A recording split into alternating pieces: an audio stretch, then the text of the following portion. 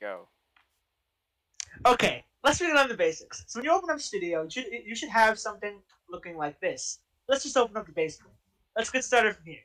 Now, before we move into scripting, or even the types of scripts in general, you want to learn how to navigate Studio. So here's your 3D workspace in the center here.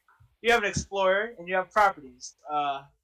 When you open up Studio, it might look something like this. When the Explorer is on top, the properties are here.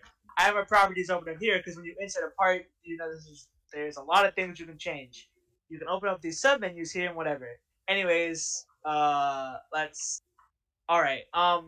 You can always if you X out something or you want to reopen it, you can always just find it here in the View tab.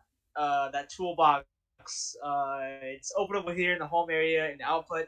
I have it like this so I can read if there's a lot of errors. They usually plug in the output anyways.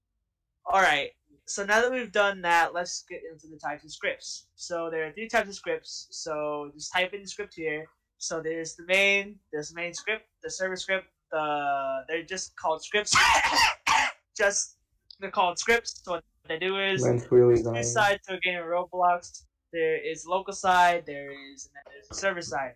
Local side handles and all the stuff that the player inputs and what they do, and the server side handles what happens to all the players at once. So let's say you have an inventory system, and when the specific player presses the inventory button, you don't want the inventory system to open up to all the players in the server. You just want it to happen to that one specific player. That's what local scripts do, and then let's say an in-game event that affects everyone. You want everyone to be able to see it, like let's say a host to a game to start the game. Well, you don't have to want the game to only happen for the host. You only want other people within the game to start the game as well, if you understand.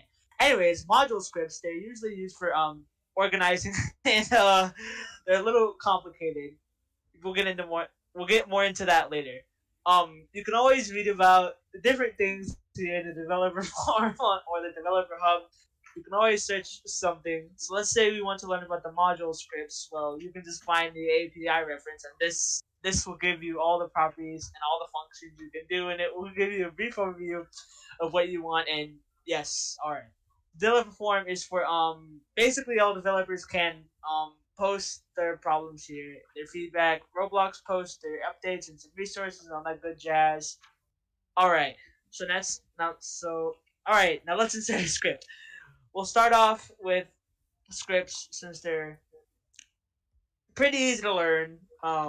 So first off, we'll talk about variables. So there's different types of variables. First, there's 2 main categories: global and local.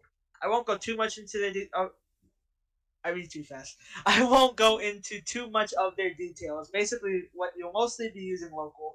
Before this tutorial, I'll be using global since it's easy. It takes less time to initialize. So you can initialize a normal variable or a global variable just by giving it a name. So variable name, and then you can give it a value. And we'll get into these values later. For now, I'll give it a value of 5 or something.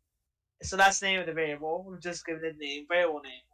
This is a global variable named variable name. It's been given the value of 5.